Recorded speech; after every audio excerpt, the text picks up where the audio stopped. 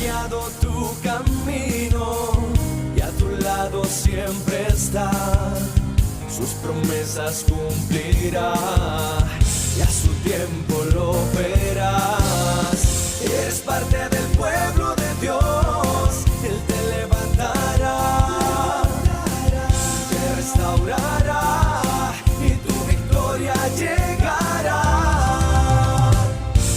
Fuiste llamado y escogido, a su voz has respondido. Es tiempo de creer. Centro Victoria, nacimos para vencer. Dígale conmigo, decláralo y créalo. Gloria a tu nombre, Señor. Lucha por nosotros, en nuestro lado está. Tuya es la victoria, ha vencido ya. No nos detendremos, no nos moverán. Cristo estás aquí. Aleluya. Lleva nuestras cargas, nos libra del mal. Tuya es la victoria, ha vencido ya. No nos detendremos, dígalo, amén. Cristo estás aquí. Viviré, no moriré, con el poder de su nombre que vive en mí. Soy libre al fin, solo en Jesús. Declárelo, viviré en el nombre de Jesús. Viviré, no moriré, su nombre hoy levantaré. Declaro hoy que salvo soy, solo en Jesús. Amén, aleluya. Lleva nuestras cargas, nos libra del mal. Suya es la victoria, ha vencido ya. No nos detendremos, no nos moverán. Cristo estás aquí. Viviré, no moriré, de yo levantaré. Declaro hoy que sano soy en Jesús. Aleluya. Y viviré, no moriré, tu nombre hoy levantaré. Declaro hoy que sano soy, solo en Jesús. Aleluya. ¿Qué tal si usted levanta sus manos y se olvida de todo esto, de todo lo que está pasando a su alrededor y se concentra en las promesas del Señor? Las promesas del Señor son suyas y de su familia. Y no importa lo que está pasando allá afuera, que sí es feo y parece que se va a poner peor, eso no importa. Usted descansa en una palabra que es viva y eficaz y eterna. Y eso, créame, eso vale más que cualquier diagnóstico, que cualquier cosa que le pueda decir un profesional. Y sí, hay que mantener los protocolos y qué bien que lo estamos haciendo, pero descansamos en una promesa eterna. Y eso vale más. Levanta sus manos, aleluya, y alaba al Señor. No será movido. En tu nombre, Cristo, cae el enemigo. Y yo lo gritaré, gritaré. Y Dios es con nosotros. Vence las tinieblas, su reino establece. No será movido. En su nombre, Cristo, cae el enemigo. Y yo lo gritaré, gritaré. Puede levantar sus manos. Dios es por nosotros. Vence las tinieblas, su reino establece. No será movido. En tu nombre. Hola amigos, ¿qué tal? Bienvenidos una vez más a una producción de Centro Victoria. Estamos felices de poder llegar nuevamente hasta sus casas, hasta el lugar donde usted se encuentra en este momento, con un mensaje de esperanza, con un mensaje de fe, con un mensaje de confianza de que nuestro Dios tiene el control de la historia, tiene el control de la iglesia, tiene el control del destino personal de cada uno de nosotros que estamos en muy buenas manos, en las mejores manos en las que una persona podría estar. Le damos muchas gracias por su fidelidad a nuestro canal. Si aún no se ha suscrito, le pedimos que nos apoye suscribiéndose. Eso nos ayuda para que YouTube nos pueda ubicar todavía mejor y que las personas que aún no se han integrado, pues les sea más fácil encontrarnos y recibir el material que estamos produciendo. Una de las cosas más hermosas quizá en la experiencia de los seres humanos es la de la amistad. La Biblia, como de tantos otros temas, tiene muchísimo que decir acerca de esta relación, acerca de este tipo de relaciones amistosas. La amistad es algo extraordinario, es un regalo, un don. El hombre, la mujer que tiene amigos, que tiene amigas, pues es una persona privilegiada. Hay momentos en la vida en que los amigos son la herramienta que Dios utiliza para sostenernos emocionalmente, para ayudarnos a salir adelante en diferentes problemas, le traen alegría a nuestra vida, traen soporte y apoyo cuando lo necesitamos. La Biblia llega a decir en el libro de Proverbios, y yo creo que muchos de ustedes conocen la cita, pero en el libro de Proverbios capítulo 18, versículo 24, la Biblia dice que hay amigos que son más unidos que un hermano. Imagínense eso. Hay amigos que son más unidos que un hermano. Y bueno, es que los hermanos, las hermanas, primero que nada no los escogemos, nacimos en esa familia. Los amigos, por el contrario, son nuestra elección. Decidimos que queríamos tener una relación de cercanía con ese hombre, con esa mujer. Entonces, por una parte. Por otra parte, un hermano o una hermana nos podrían hacer daño y seguirían siendo nuestros hermanos. Caín mató a Abel y siguió siendo hermano de Abel. En ningún momento se pierde esa relación. Mientras que un amigo o una amiga nunca te van a hacer daño, por el momento que te lo hacen, pues dejan de ser tus amigos, es porque ya no eran amigos. Entonces la amistad es algo muy interesante, porque no está determinado biológicamente, porque no está determinado en el tiempo, que es, vamos a ser hermanos toda la vida, sino que en algún momento de nuestra existencia entramos en relación con algunas personas y esa relación nos enriquece a nosotros, las enriquece a ellas, y por eso la Biblia tiene tantísimo que decir. Pero una de las cosas sorprendentes, de esas cosas extraordinarias que tiene la Biblia, es que llega a afirmar que Dios tiene amigos. Imagínate eso. El creador del universo, el dueño de todas las cosas que existen, las que vemos y las invisibles también, decidió voluntariamente, sin ningún tipo de necesidad y sin ningún tipo de presión, decidió que quería tener amigos.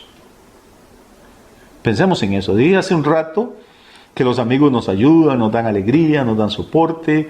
Pero bueno, Dios no necesita ni que le den alegría ni que le den soporte. Dios no necesita nada y no necesita a nadie.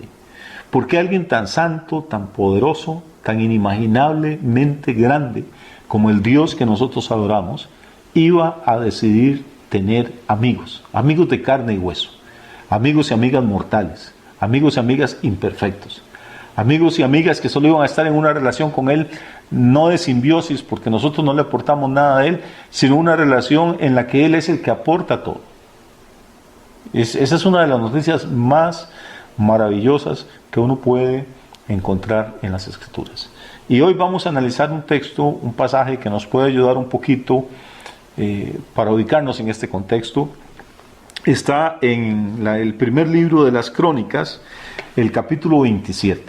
Me gustaría, si tienen su Biblia ahí cerca, si es que están en la casa, pues que lo busquen conmigo. Es un texto del que no se predica con frecuencia, del que normalmente no escuchamos estudios bíblicos, pero que tiene algunas cosas muy importantes. Está hablando de cómo el rey David organizó la administración de su reino. Para nadie es un secreto que más o menos allá en el año 1000 antes de Jesucristo, Israel alcanzó como la máxima extensión territorial que llegó a tener nunca. El rey David, a través de sus muchas guerras, había ido conquistando los reinos vecinos y había extendido la frontera de Israel tanto como nunca más volvieron a estar.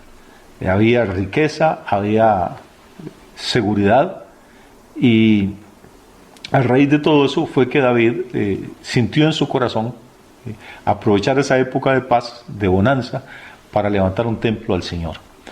Pero este pasaje del que les estoy hablando, primer libro de Crónicas, capítulo 27, no tiene que ver con el templo, sino que tiene que ver cómo ese reino que David había ido extendiendo, cómo fue organizado. Porque no es fácil manejar un país. Puede preguntarle a cualquier político. No es fácil a veces administrar una empresa grande, y mucho menos una nación. ¿Cómo hacía David? ¿En quién delegaba?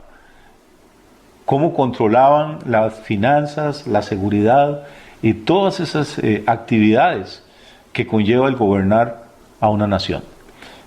Pues este texto nos da algunas pistas, nos da algunas ideas que me parece interesante que podamos analizar juntos en esta ocasión. Muy bien, dice en el versículo 25 del primer libro de Crónicas, capítulo 27, empieza un listado de funcionarios del reino davídico. Y en el versículo 25 dice que Asmavet, hijo de Adiel, tenía a su cargo los tesoros del rey. Entonces vamos viendo nombres de funcionarios y que eran sumamente importantes para que Israel pudiera funcionar como nación, para que Israel pudiera alcanzar el éxito tan brillante que logró hace 3000 años. Tenemos en primer lugar a un hombre que se llamaba Asmavet, hijo de Adiel. Ese tenía a su cargo los tesoros del rey, era el tesorero del reino. No tenemos idea de cuánto era eso, porque cuando la Biblia habla de los tesoros de Israel y de David en esa época, habla de toneladas de oro, de plata, era una cantidad incalculable, y ser el tesorero y administrar esos bienes tiene que haber requerido muchísima capacidad intelectual, muchísima honestidad. Entonces tenemos este funcionario Asmavet, hijo de Adiel, que era sumamente importante. Y después de él hay otro que se llama Jonatán, hijo de Usías. Ese administraba los tesoros de los campos, de las ciudades, de las aldeas y de las torres. ¿Qué podría ser una especie de ministro de Agricultura? No sé, administraba los tesoros de los campos, de las aldeas, de las ciudades y de las torres. Probablemente también era una persona muy eficiente, muy inteligente y muy honesta. Y luego había otro que se encargaba de todo lo que era la parte del personal agrícola, los peones, los campesinos. Este hombre se llamaba Esri. El versículo 26 dice: los que trabajaban en la labranza de las tierras, Esri, hijo de Kelub.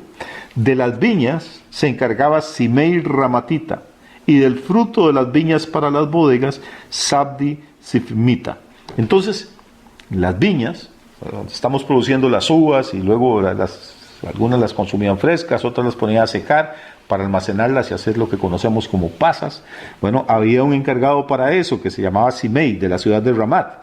Y del fruto de las viñas para las bodegas, o sea, las uvas que se pisaban y se sacaba del jugo, el mosto, y se llevaba a las bodegas para convertirlo en vino, de eso se encargaba un hombre que se llamaba Sabdi. De los olivares e higuerales de la Cefela estaba a cargo Baal Anán Gederita, y de los almacenes del aceite se encargaba Joás. Entonces, las aceitunas, las olivas, eran muy importantes en la dieta de Israel y de todos los países del Mediterráneo. De igual forma los higos. Entonces había un encargado en el reino que tenía que velar por la cantidad de hectáreas que se sembraban de olivos, por la cantidad de hectáreas que se sembraban de higos, por el buen estado de las plantaciones. Tenía que supervisar la cosecha y el bodegaje de todos esos productos. Había otro, Joás, que se encargaba, una vez que las aceitunas habían sido molidas y se les había extraído el aceite, ese se encargaba pues del envasado del aceite, de ponerlo en vasijas, de llevarlo en bodegas, de tener la contabilidad de cuánto se había producido cada cosecha, cuánto se consumía por año. Era todo esto una serie de labores muy complejas, las que a veces no nos detenemos a pensar cómo en aquella época se manejaban estos asuntos. Pero seguimos con la lista de funcionarios y luego el versículo 29 dice que había uno que se llamaba Sitrai, que era de Sarón, y este hombre estaba a cargo de todo el ganado que pastaba en Sarón. Él sabía cuántas ovejas, cuántas vacas, cuántos bueyes había, y del ganado que estaba en los valles de Zafat había otro que se llamaba, el ganado que estaba en los valles se encargaba Zafat, que era hijo de Adlai. Entonces, como que la parte ganadera del reino estaba dividida en dos partes, una, los ganados que estaban en la región de Sarón, y otra, los que estaban en los valles. Había otro hombre que se encargaba de los camellos, se llamaba Obil, y dice que era ismaelita. Ismaelita es de Ismael, descendiente de Ismael, no de Isaac. Era probablemente un árabe, curiosamente estaba a cargo de los camellos, que siempre los asociamos pues con Arabia, con el desierto. A cargo de las asnas, que servían para movilizar personas, para transportar carga, eran muy importantes también, estaba Gedías. Y a cargo de las ovejas estaba Jasís, un agareno. Todos estos eran administradores de la hacienda del rey David. Entonces aquí lo que hay es un listado de personajes importantísimos, de funcionarios. Siempre vemos a David como el rey, el soldado, el poeta, el cantante, el hombre que iba a la batalla. Pero es que las batallas no se ganaban solo con espadas. Mientras los hombres estaban en la guerra, la población civil tenía que comer, la vida tenía que seguir, había que cuidar la parte financiera del reino, y David nunca hubiera podido ganar sus batallas sin todo el respaldo que le daban estos funcionarios que él había nombrado, estos hombres capaces, inteligentes, honestos. David podía ir tranquilo a hacer otras cosas porque sabía que a sus espaldas había un equipo. Esto nos da una muy buena idea para nosotros, para los pastores, los líderes. Es muy difícil, siempre vemos al hombre o a la mujer que está al frente, pero detrás de cada uno de nosotros siempre hay un equipo de hombres y mujeres fieles que Dios nos ha regalado y que nos liberan energía y tiempo para que podamos dedicarnos nosotros a otras cosas. Nadie recuerda a David por ser un buen agricultor de aceitunas o por cuidar muy bien las plantaciones de higos. Pero si no hubiera habido aceite, aceitunas, si no hubiera habido higos en Israel, pues tampoco hubiera podido haber reino. Si no hubiera habido quien se cuidara del trigo y de la cebada, pues David y sus soldados habrían muerto de hambre. Entonces, eso es un principio de administración, la capacidad, la bendición de tener hombres y mujeres fieles a nuestro lado, hombres y mujeres capaces. No basta con que sean fieles, tienen que ser capaces. Hombres y mujeres honestos, hombres y mujeres leales. Y si seguimos un poquito leyendo, porque esto repito, cada vez es más interesante, llegamos al versículo 32. Y en el versículo 32 dice que Jonatán era tío de David y era también su consejero, un varón prudente, un escriba. Entonces ya estos están más cerca de David, ya estos no están administrando la hacienda ni los bienes del reino, sino que están ministrando personalmente al rey. Y a la par de él tiene entonces a su tío Jonatán, que era su consejero, que era escriba y era un varón prudente. Y también estaba Jehiel, hijo de Jacmoni, con los hijos del rey. Ya, mientras los hijos del rey estaban pequeños, había un hombre fiel también ahí cuidándolos y protegiéndolos.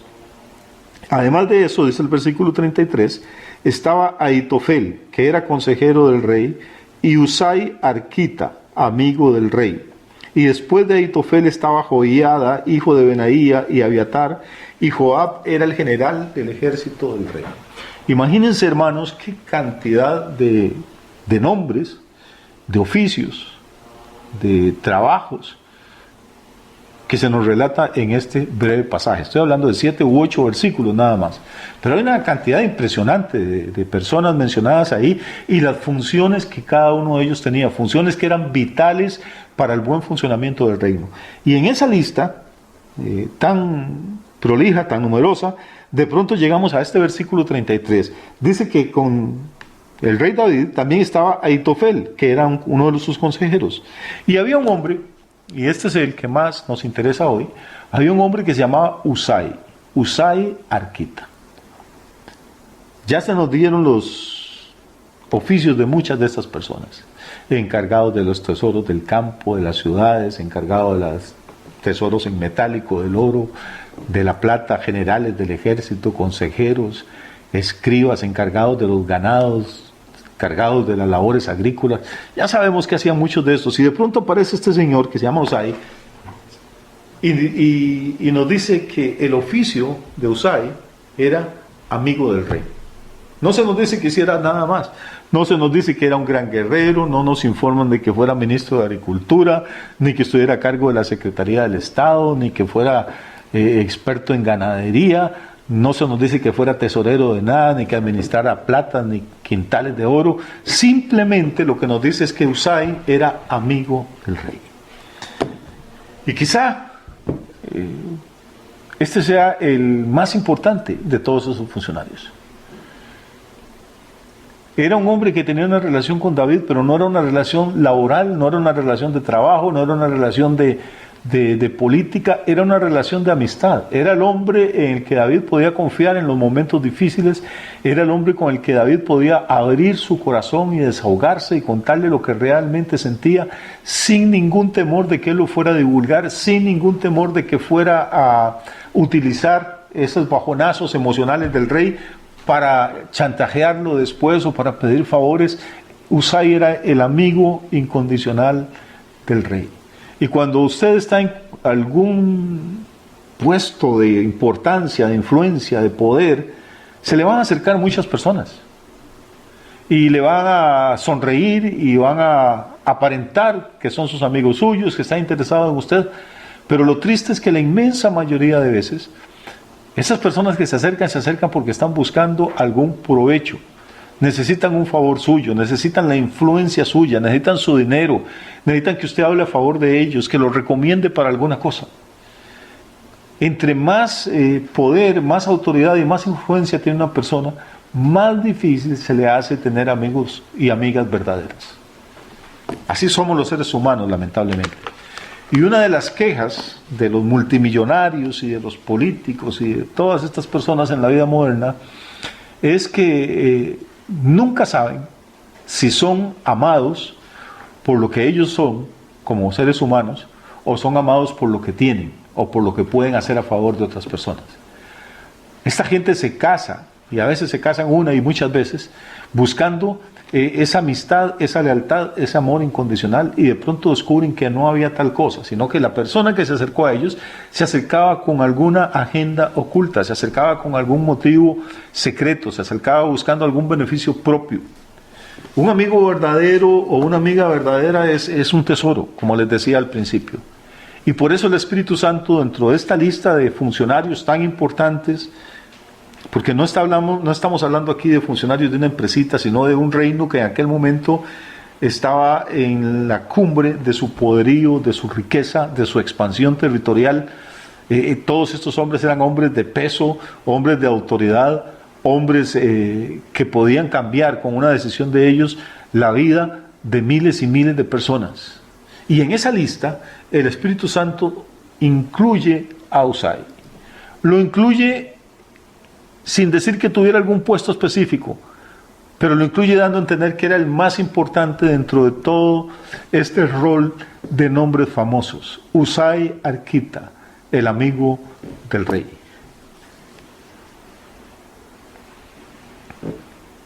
Qué privilegio el de Usai, qué privilegio el de cualquier persona que tiene amigos como estos, amigos leales, amigos verdaderos, un amigo poderoso como David. Pues bien, empezamos esta charla diciéndoles que una de las cosas más sorprendentes de la Biblia no es que David, el rey, el poeta, el cantante, el guerrero, tuviera un amigo, sino que alguien mucho más grande que David, que el Dios, que el creador del universo, decidiera tener amigos. En el Evangelio de Juan capítulo 15, el versículo 15, Jesús, hablando con sus discípulos, les dice algo impresionante. Les dice, de ahora en adelante yo no los voy a llamar a ustedes siervos, porque el siervo no conoce la voluntad de su Señor. Pero de ahora en adelante le dice el Señor Jesús a sus discípulos, yo los voy a llamar a ustedes amigos. Pensemos en esto.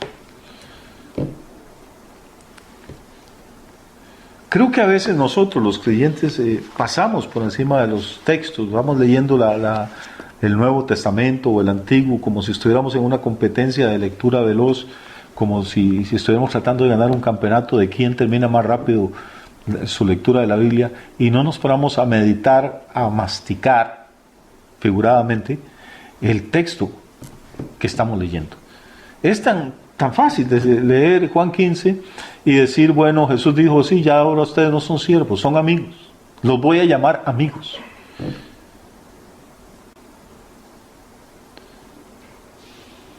Mi pregunta es, si Jesús es el creador del universo, porque Juan 1.1 dice eso, dice que en el principio era el verbo y el verbo era con Dios y el verbo era Dios, y que todas las cosas que existen fueron hechas por Él y que sin Él nada de lo que existe fue hecho. O sea, si esta es la clase de poder que tenía el verbo encarnado, si esta es la clase de poder que tiene Jesús, pensar que quiere ser amigo de un Pedro con todas sus dificultades, con todos sus problemas, que eligió a un tipo deshonesto como había sido Mateo, un cobrador de impuestos, para ser amigo de él, que eligió a alguien que no era muy fuerte en la fe como era Tomás, que eligió a Juan y Jacobo, que se andaban peleando a ver quién iba a ser el mayor en el reino de los cielos. Cómo el Jesús santo, perfecto, todopoderoso busca a hombres y mujeres como estos, o como usted y como yo, no para llamarlos siervos, no para ponerlos a hacer tareas, sino para llamarlos amigos.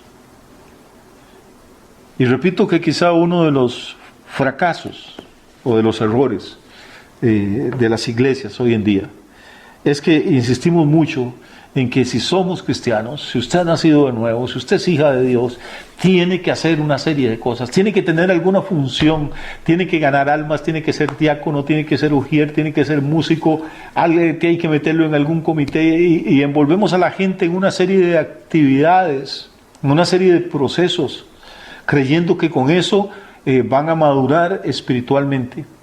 Pero debemos de entender algo. Recordemos Juan 15:15, ya no los voy a llamar siervos. Dios no está tan interesado en tener siervos. Siervos tienen muchos. Lo que Dios está interesado es tener amigos. David tenía una lista impresionante de funcionarios, de soldados, de militares, de gente en la que él podía descargar una serie de actividades y delegar responsabilidad. Pero la lista de amigos de David era sumamente corta. Usai Arquita, uno. En ese no descargaba responsabilidades ni tareas, en ese descargaba su alma. A ese le podía contar verdaderamente cómo se sentía por dentro.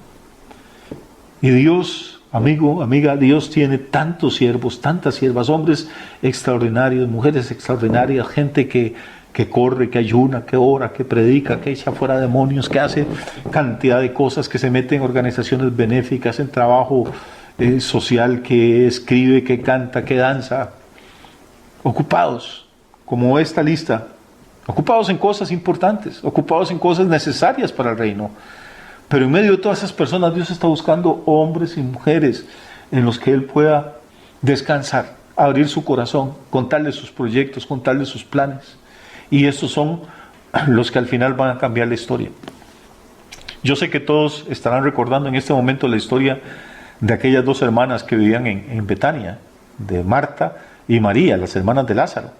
Y cuando Jesús llega a su casa y de pronto te llega una visita importante, ¿no? Y entonces uno siente que la casa no está suficientemente limpia, que las cosas no están bien acomodadas, que por allá en el fregadero hay algunos trastos que hay que limpiar y que lavar, y Jesús llega de sopetón ahí. Marta corre de una vez y empieza a barrer, a limpiar, a acomodar cosas.